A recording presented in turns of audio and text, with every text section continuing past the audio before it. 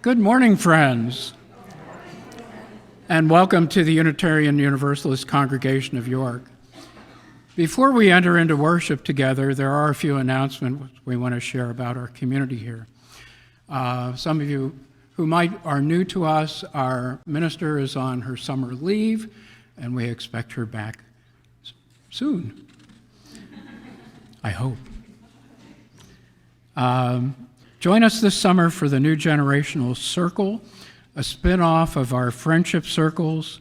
This fun event is for every congregant from the smallest to the tallest, and everyone in between. The next circle will begin on Wednesday, July 16th, and if you check your e-beacon, it runs from 4 to 7 p.m. here in the sanctuary, and activities include games, crafts, social justice work, and enjoying a potluck meal together.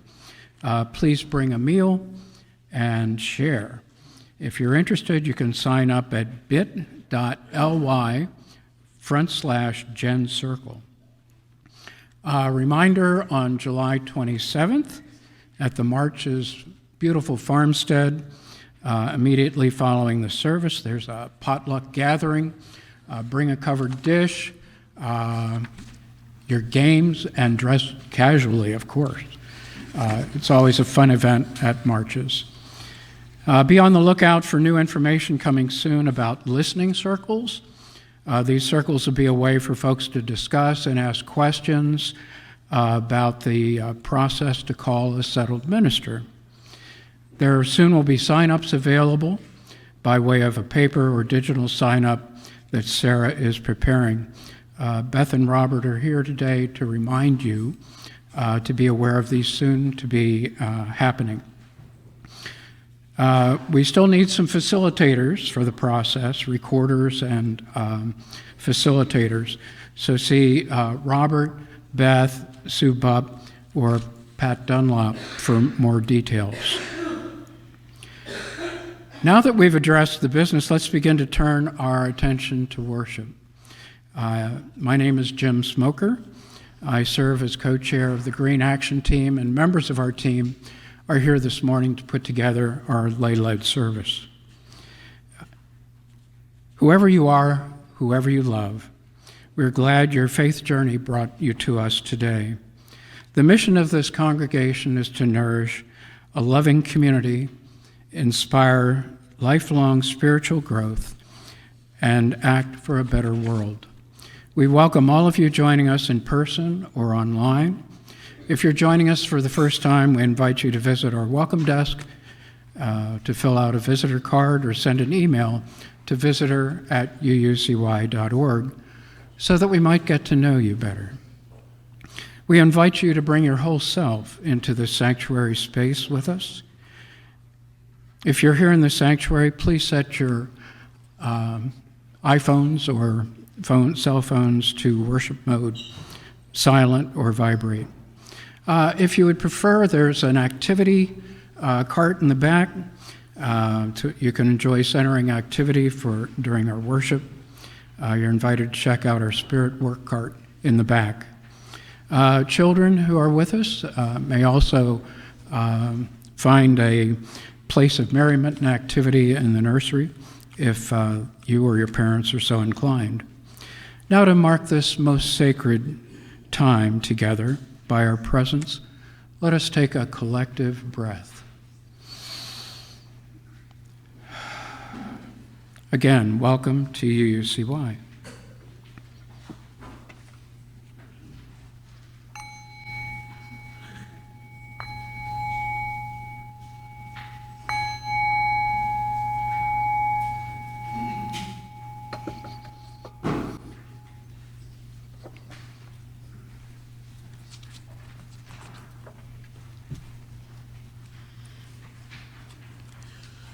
For chalice lighting this morning.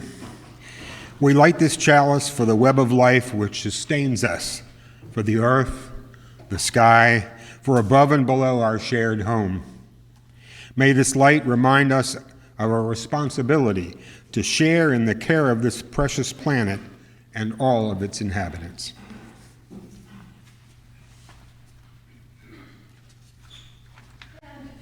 Join in singing hymn 121, We'll Build a Land. Please rise as you're willing or able.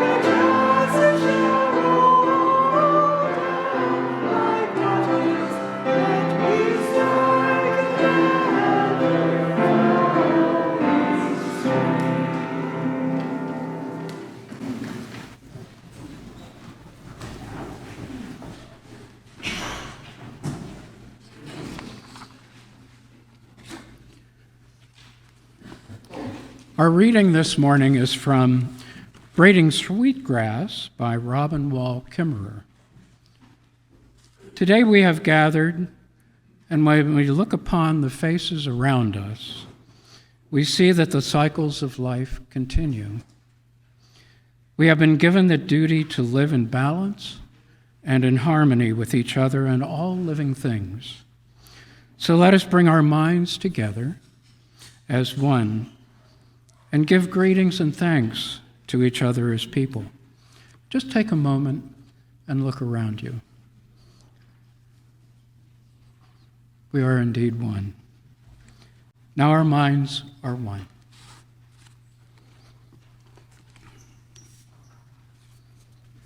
Deb?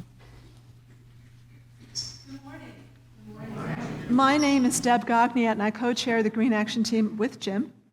And this morning, I'm going to be reading a tree that many of us know called the Giving Tree. So those of you who are interested in coming up close, that would be great, young and old, we're very welcome. Please don't have me sit here by myself.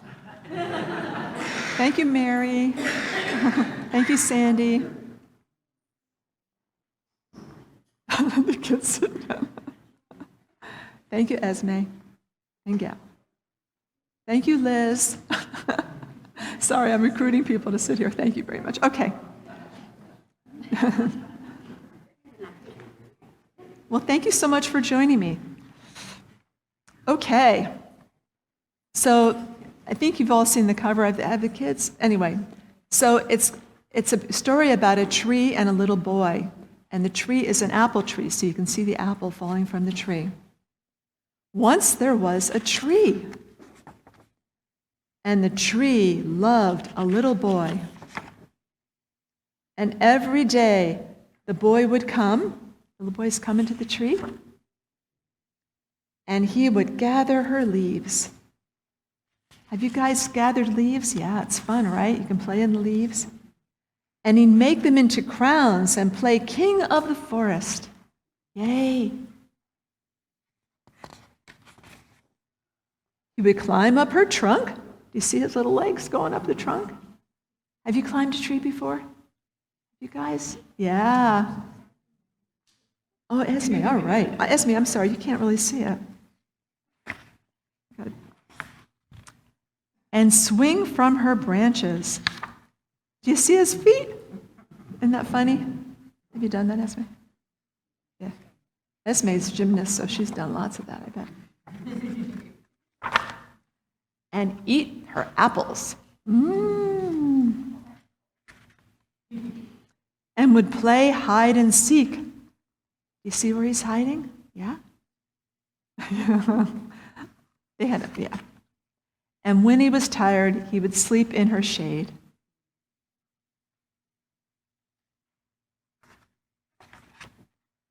And the boy loved the tree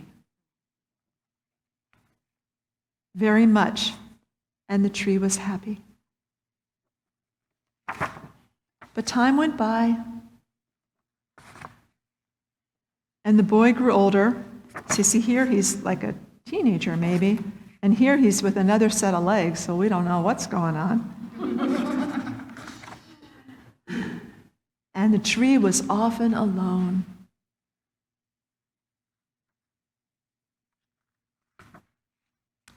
And then one day the boy came to the tree, and the tree said, "Come, boy, come and climb up my trunk and swing from my branches and eat apples and play in my shade and be happy." "Well, I'm too big to climb and play," said the boy. "I want to buy things and have fun. I want some money." "Can you give me some money?" "I'm sorry," said the tree, "but I have no money. I have only leaves and apples. Take my apples, boy, and sell them in the city. Then you will have money, and then you will be happy." And so the boy climbed up the tree and gathered her apples and carried them away. And the tree was happy. But the boy stayed away for a long time, and the tree was sad. And then one day the boy came back, and the tree shook with joy. And she said, "Come, boy, climb up my trunk and swing from my branches and be happy." "I am too busy to climb trees," said the boy. "I want a house to keep warm," he said. "I want a wife and I want children, and so I need a house. Can you give me a house?" "I have no houses," said the tree, "but you may cut off my branches and build a house, and then you will be happy." You know, it's a sad story. And the boy cut off her branches and carried them away and built his house.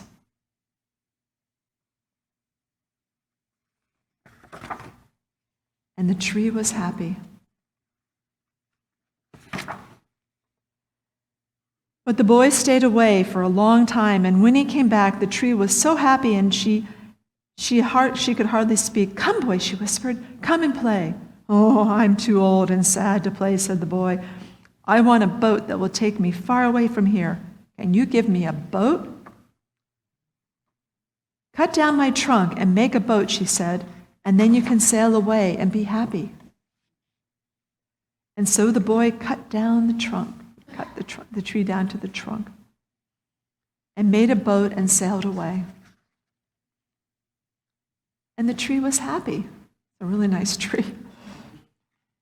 But not really. After a long, long time, the boy came back and, "I'm sorry, boy," said the tree, "but I have nothing left to give you. My apples are gone, my teeth are weak." "I'm sorry, my apples are gone, my teeth are too weak to eat apples," said the boy. "And the branches are gone," said the tree. "You cannot swing on them. I am too old to swing on branches," said the boy. "The trunk is gone and the tree," I'm sorry, I'm in trouble reading this. "I am too old to swing on the branches," said the boy. "My trunk is gone," said excuse me, guys. This is a hard book to, I've never done this before. "My trunk is gone," said the tree. "You cannot climb." "I am too tired to climb," said the boy. "I'm sorry," said the tree. "I wish that I could give you something, but I have nothing left. I am just an old stump. I am sorry." "I don't need very much now," said the boy. "Just a quiet place to sit and rest. I'm very tired." "Well," said the tree, straightening herself up as much as she could, "well, an old stump is good for sitting and resting. Come, boy, sit down and rest." And the boy did. And the tree was happy. The end.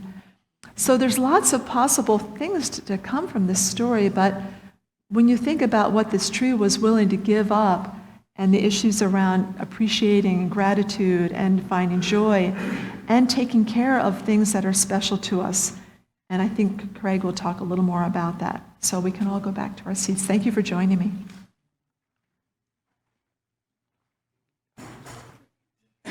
Oh, a reminder that if you want to go downstairs, this is a good time. If you want to go downstairs to the nursery, the kids can go down and hang out in the nursery.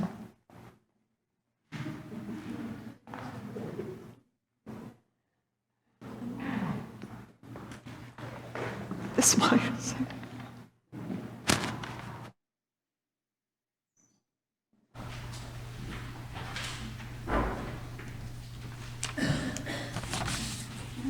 Okay. Good. Oops.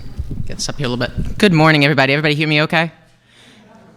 Thank you for inviting me to be with you all this Sunday. My name is Mike Hudson. I am with you all from Interfaith Partners for the Chesapeake. I'll talk a little bit about what that organization is, but before I do that, I just want to say that it is wonderful to be here. This congregation that I was first introduced to a few months ago when they came down to Maryland to an event with the organization that I work for, and it was wonderful. I got to speak with a couple members of your congregation, learn a little bit about what you all do up here, some of the things that bring you joy and bring you spiritual joy and happiness, and I'm glad to be with you doing that this morning. So I mentioned I am with Interfaith Partners from the Chesapeake. I'm here to talk a little bit about some of the things that congregations do for our planet, some of the things that you guys probably already know about and want to do, but there are congregations, and a lot of people don't realize this, that are involved in green work all over the state, all over the country, really.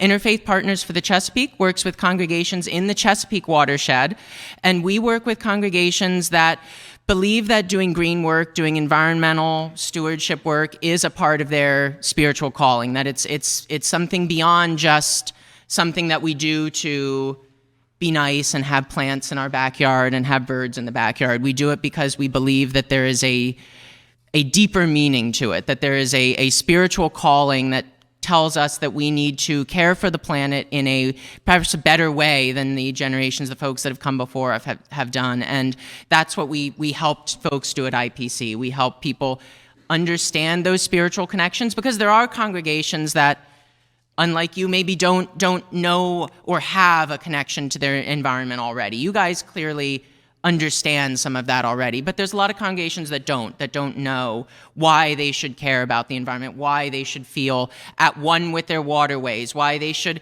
care about the trees, why they should care about the trees that, like we just heard in the book, give so much to us, and that we need to begin to do things to give back to them, to the planet, to the animals, to the plants.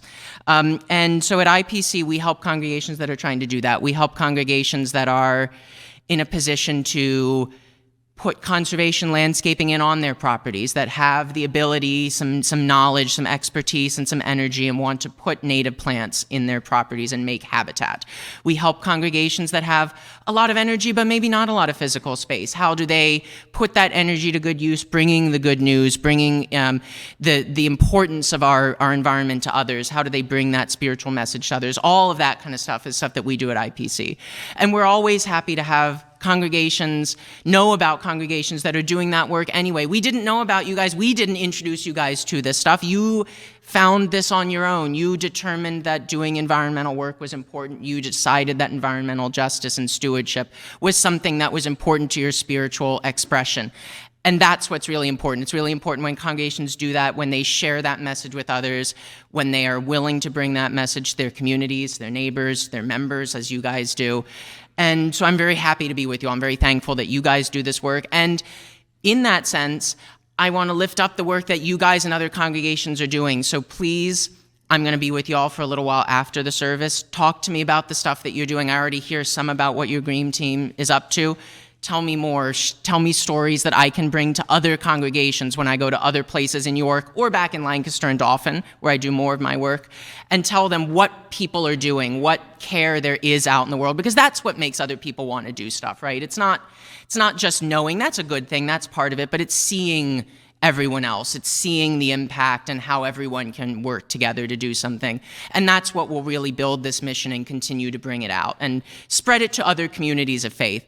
So that's what I'm here to do, is just to say thank you all for your part in that. There's many other congregations that are in this work with you. If you want to learn more about those, visit IPC's website, talk to me at the end of the day. I'm happy to put you in touch with other congregations I know of and to help bring this message to other folks in your area. And I'm very happy to be with you. Thank you all for inviting me so much to be here today.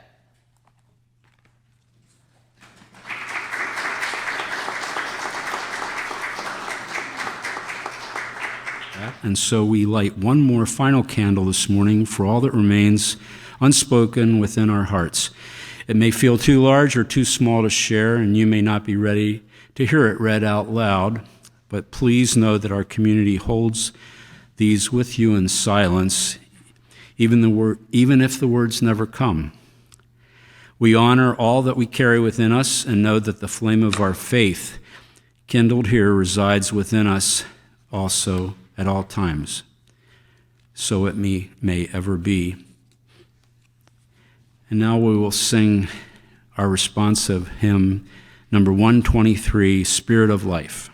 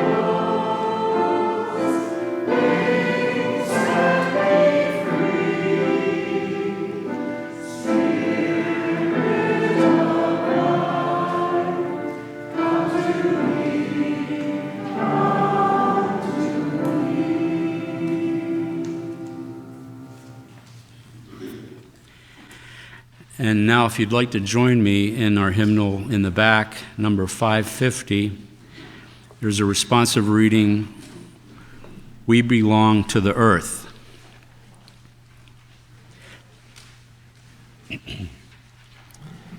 This we know, the earth does not belong to us. We belong to the earth. This we know, all things are connected by the blood which unites one family. All things are connected. Whatever befalls the earth, befalls the sons and daughters of the earth. We do not weave the web of life. We are merely a strand in it. Whatever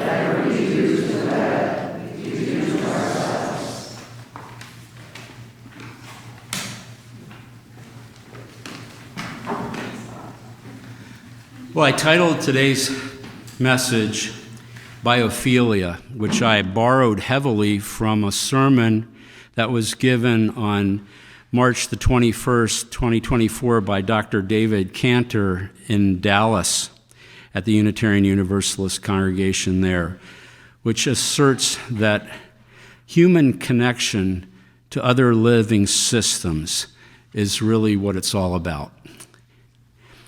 I don't need a show of hands, but I wonder how many of you have ever had an experience in nature that left you feeling awestruck. For me, it was a sunset where two gnarled ancient apple trees were silhouetted. They had grown together. Deb's story today about the giving tree is somewhat a sad reminder of our ability to lose our connections to the things that we love in nature. Let's think about that during this talk. I'd like to explore how our denomination's seventh principle comes into play and what we in our Green Action Team here at UUCY is trying to do to live lives more deliberately green. Personally, trees have always been really important to me. Some of my early memories are climbing the silver maples that lined the side of our property along an alley which shaded the factory workers walking to the cabinet factory, the shoe factory, and the wood mill. Those trees were as much a part of my life as our dog and our cat. My great-grandfather lived very close to the land on his 58-acre farm. He grew most of his own food. He planted trees around the house, including those apple trees I mentioned, pear trees, plum trees, maples, pines, spruce. The farm was located between Gettysburg and Littlestown and was situated along the Alloway Creek, where trout swam, muskrats frolicked, toads, snakes, frogs, turtles were abundant, all shaded by shellbark hickory nut trees, walnut trees, and persimmons. In the early evening, a complete chorus of frogs would light up the night. Perhaps one reason I'm so committed to green future is that my green past was decimated when Potomac Edison purchased the front 5 acres, along with the right-of-way along the creek to provide transmission lines. In less than a year, the transfer station that was created, the concrete pads that were built, and all of the cutting to allow for the transmission lines decimated the farm. Soon the trout were gone because the water was too warm. The muskrats left because the water was too dirty. And the frogs and the toads and the turtles disappeared.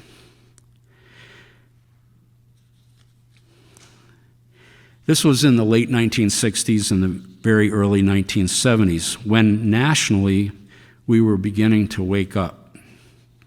The rivers in Ohio were on fire.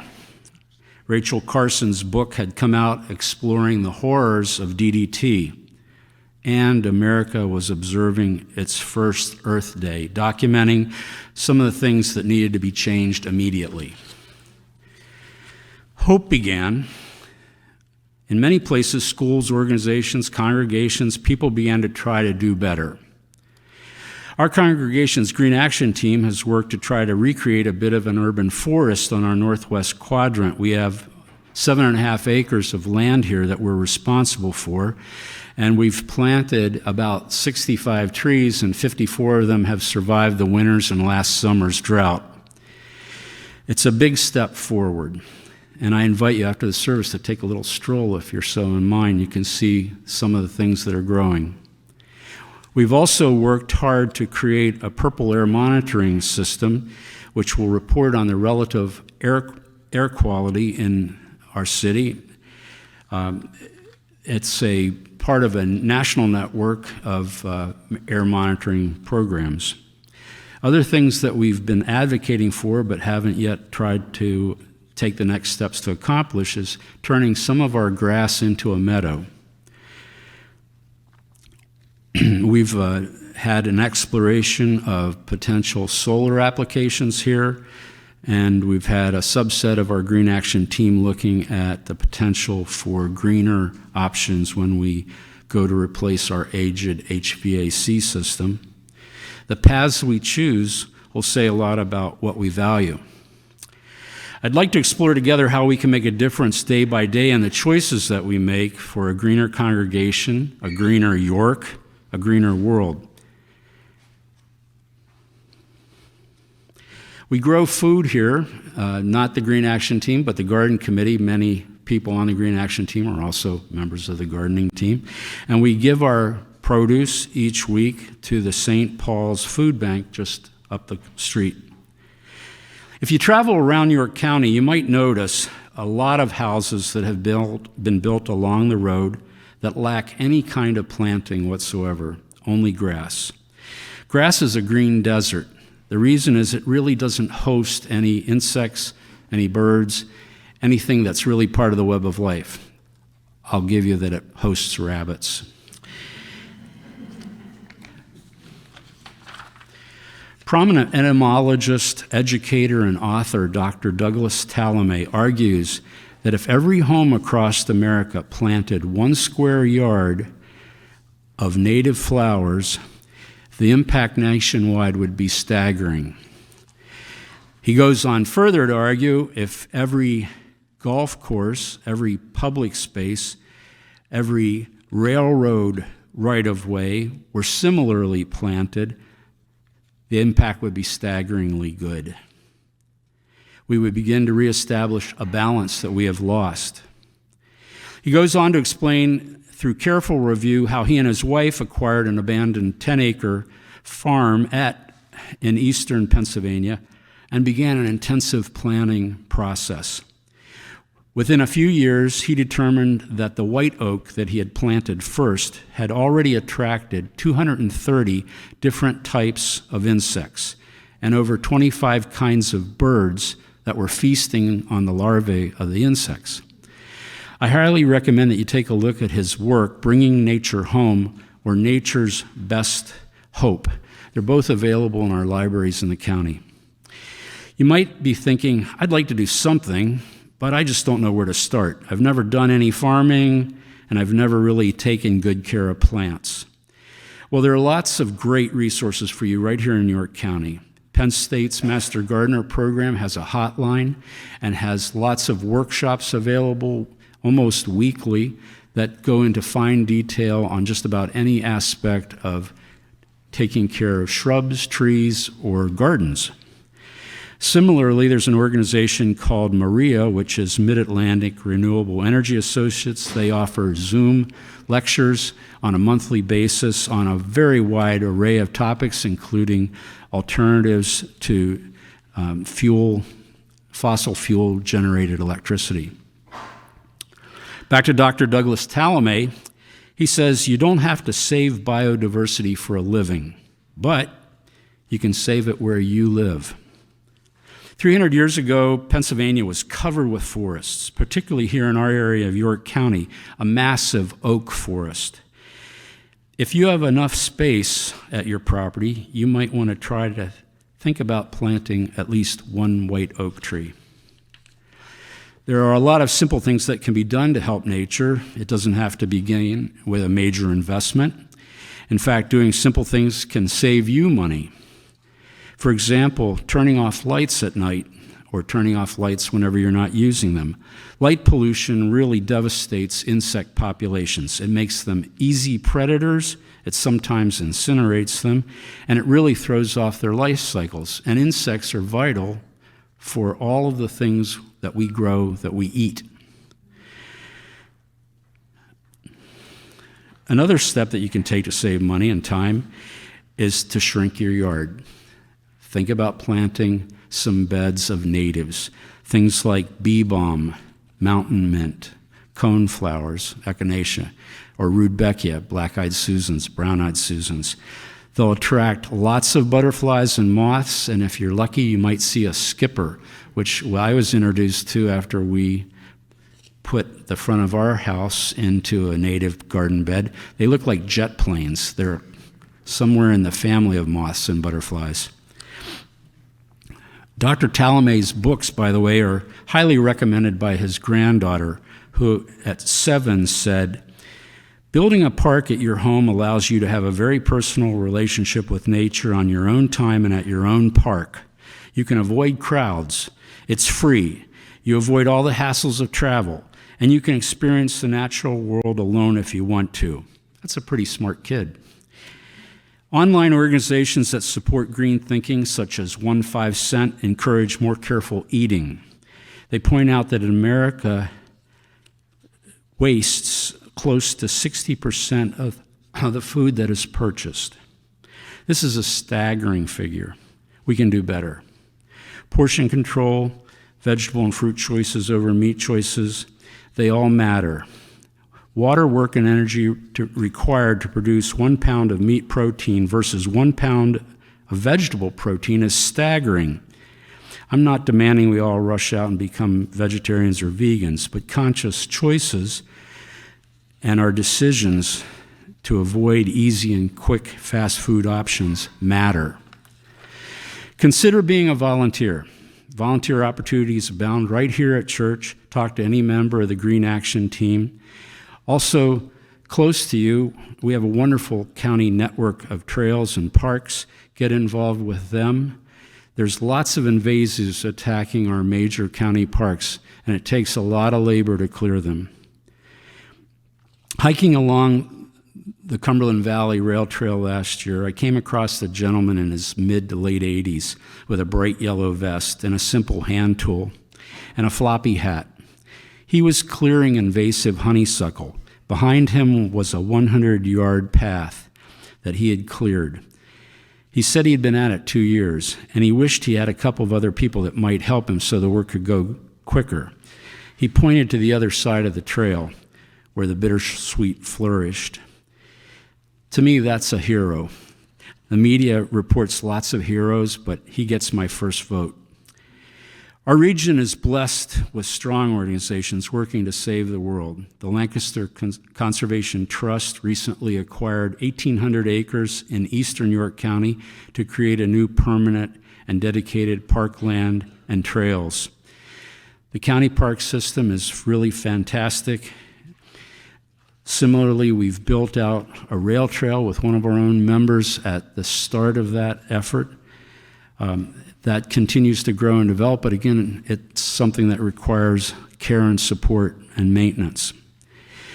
You might also want to check out the Horn Farm Foundation, which is just located outside of Hellam. It offers gardening opportunities, but they also do tremendous workshops on all aspects of foraging and taking care of nature. Fresh Food Farms is an entity that got started here about 12 years ago. We've partnered with them in our own garden, and they grow through long tunnels and on-lot plantings, more or less organic, fresh food that's distributed by van across the city each week. And you've already heard about Interfaith Partners for the Chesapeake and what kind of work they do to knit together congregations like ours. So let us consider the wonderful opportunities to save the planet that we all have. One trowel full at a time, one clipper cut, one planting, 1 mile, one meal at a time, one light turned off when not needed. Please join this work gladly. You'll be honoring our Unitarian Universalist denomination's 7th principle, the respect for the interdependent web of all existence, of which we are a part. With this, if you drill deeper and if you ever go online, you'll see that what pundits and even AI picks out of that is that this speaks to our denomination's sense of social responsibility, of environmental stewardship, of humility, and our spiritual interconnection. Perhaps the Giving Tree story doesn't have to end that way for us.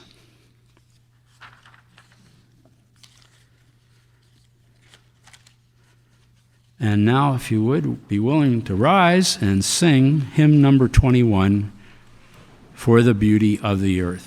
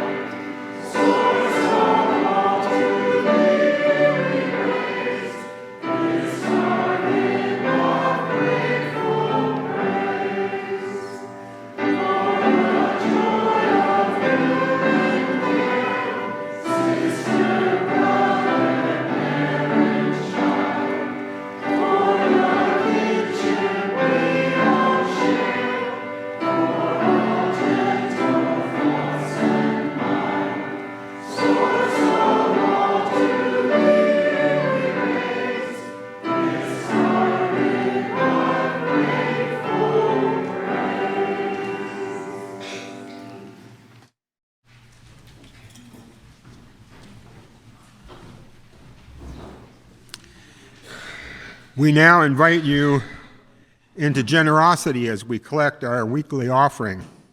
Each week we commit our offering to a community organization that upholds our values. Our Share the Plate partner for July and August is UU Justice PA.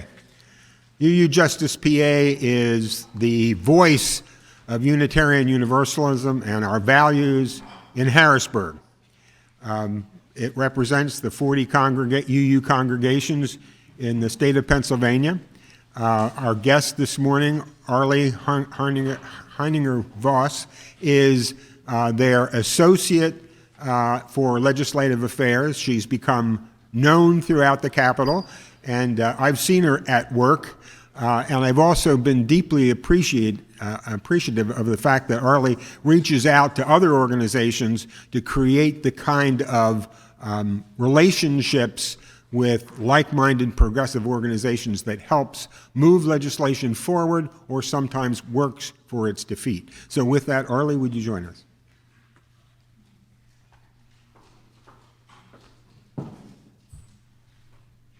Okay. Thank you, Steve. All right, my name is Arlie. Are we all excited to talk about regulatory reform? Yeah, okay. So just to talk a little more about UU Justice PA and who we are, we have 7 main areas that we focus in: economic justice, criminal justice reform, reproductive justice, gun violence prevention, LGBTQ justice, good government reform, and yes, environmental justice. So that's a lot of stuff, and each of those areas represents a justice team that meets to discuss what is going on legislatively and what we can do to help things move along.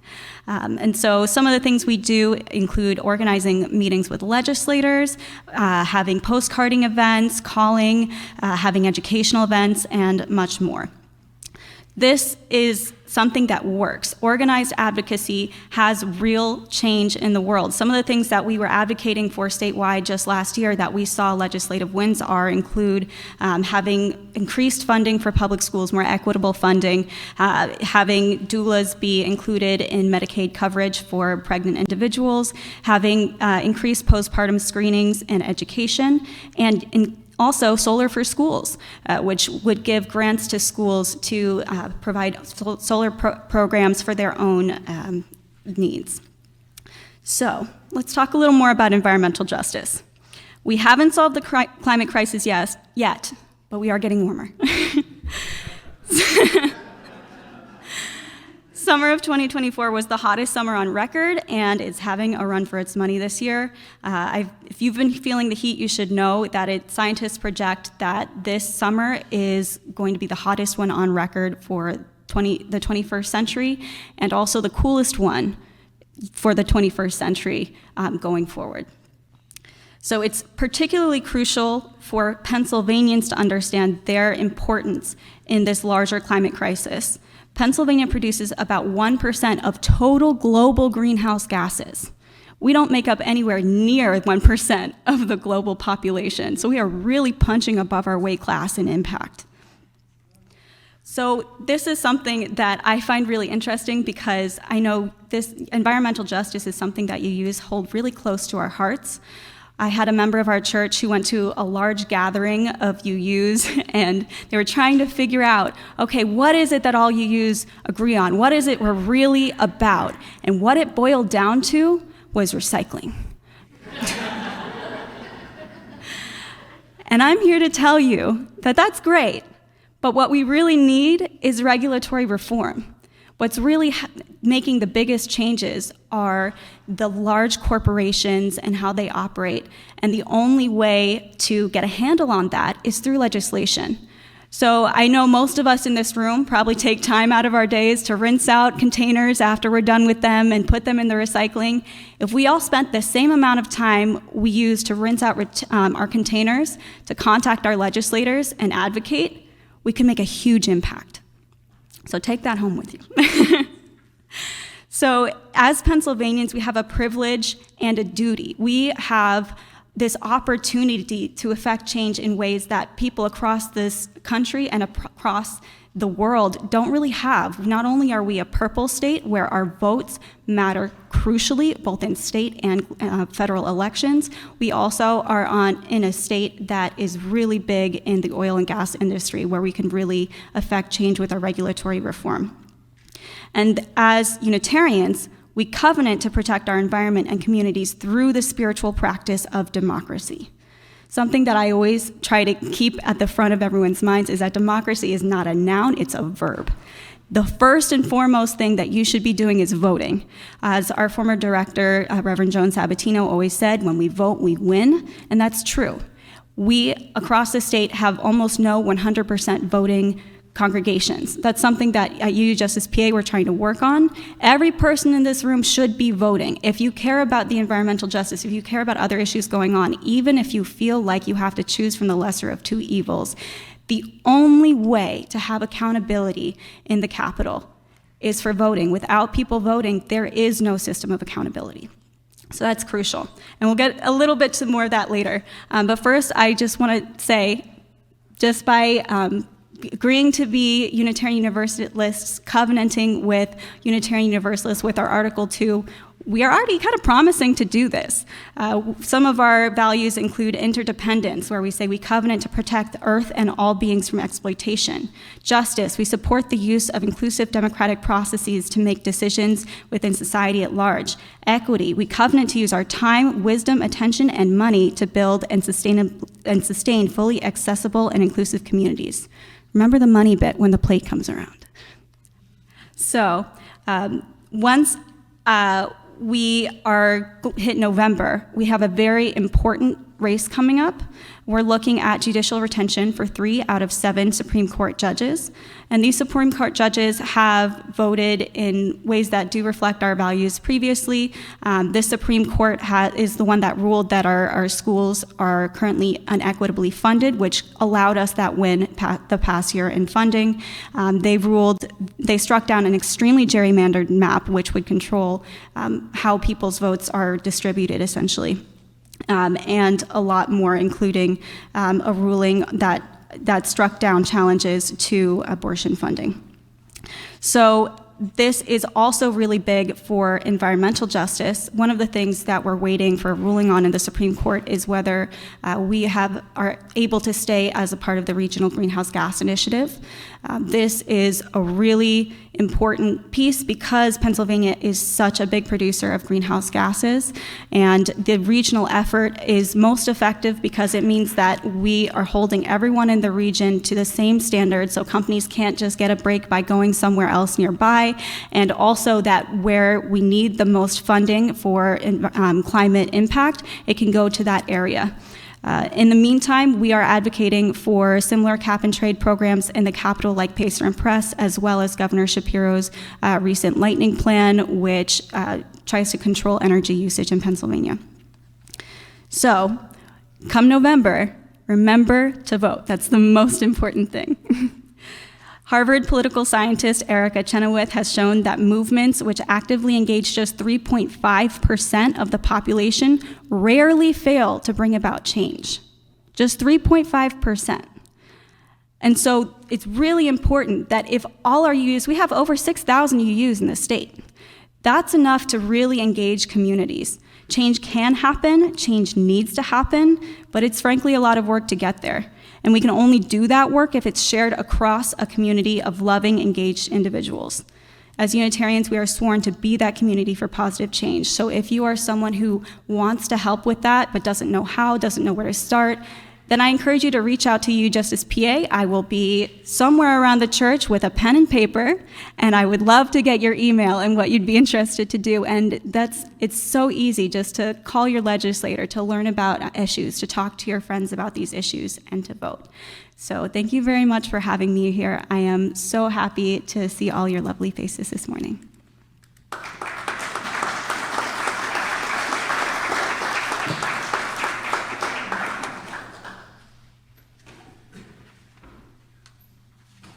I believe we'll be having the offering currently. The music is a hymn. Please remain seated. I will sing. If you feel so moved, feel free to join in, but it's not obligated.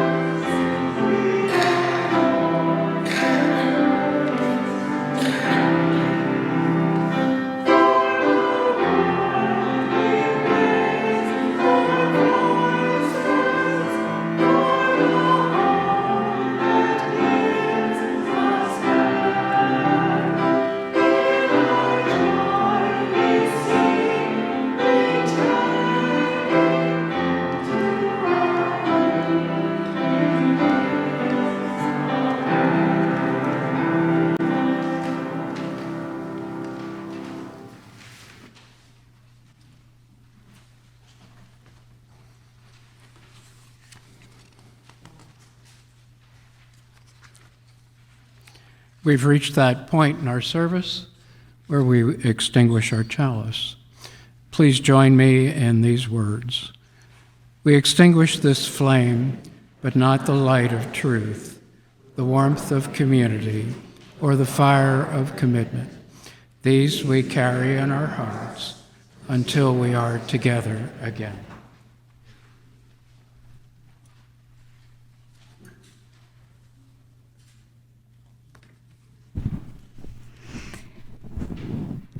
I'm so delighted to be part of today's service. Thank you, Allie. Thank you, Mike. Thank you, Lisa. Thank you, Ann. As we go forth from this sacred space, may we celebrate Earth and our shared lives. May we recognize our connections to all that is in and on the earth. May we truly and deeply value the inherent worth of all in this awesome interconnected web of existence.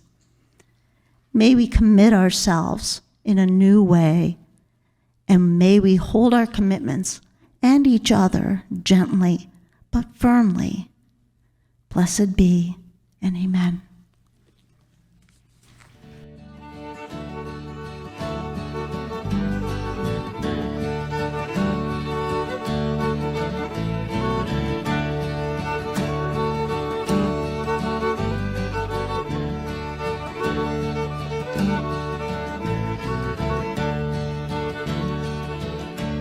When I was a child, my family would travel down to western Kentucky, where my parents were born. And there's a backwards old town that's often remembered so many times that my memories are worn. And Daddy, won't you take me back to Muhlenberg County, down by the Green River, where paradise lay? Well, I'm sorry, my son, but you're too late in asking. Mr. Peabody's coal train is hauled it away. Well, sometimes we travel right down the Green River to the abandoned old prison down by Adrie Hill, where the air smelled like snakes and we'd shoot with our pistols. But empty pop bottles was all we would kill. And Daddy, won't you take me back to Muhlenberg County, down by the Green River where paradise lay? Well, I'm sorry, my son, but you're too late in asking. Mr. Peabody's coal train has hauled it away.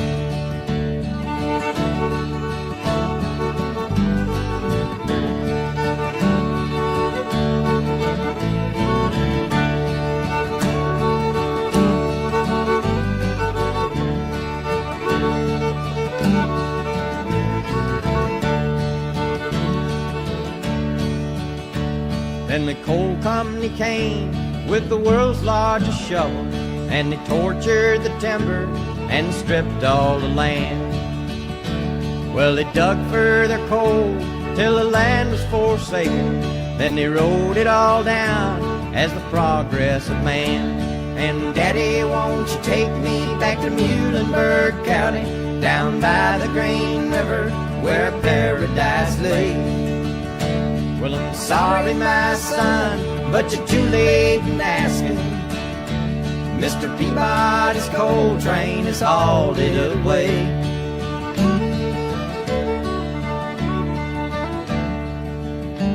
When I die, let my ashes float down the Green River. Let my soul roll on up to the Rochester Dam. I'll be halfway to heaven with paradise waiting, just 5 miles away from wherever I am. And Daddy, won't you take me back to Muhlenberg County, down by the Green River where paradise lays? Well, I'm sorry, my son, but you're too late in asking. Mr. Peabody's coal train has hauled it away.